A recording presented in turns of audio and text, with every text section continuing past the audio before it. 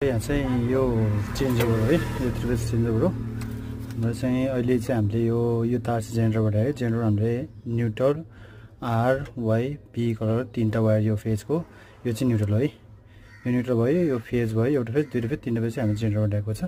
हाम्रो यो चेन्ज ओभरमा चाहिँ कस्तो हुन्छ भने यो माथिबाट आएको चाहिँ मेन लाइन प्लस यो चाहिँ हाम्रो चाहिँ इनलाइन भएको छ है।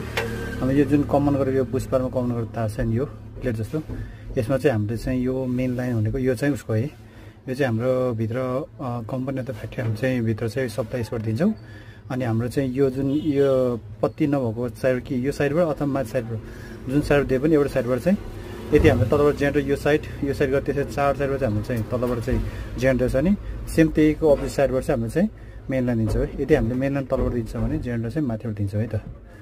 यसरी हामीले चाहिँ अहिले यो जेनेरेटर आएको थाहा हो, यसरी हामीले दिएका छौँ। अब हामीमा चाहिँ अहिले अब तपाईँको चाहिँ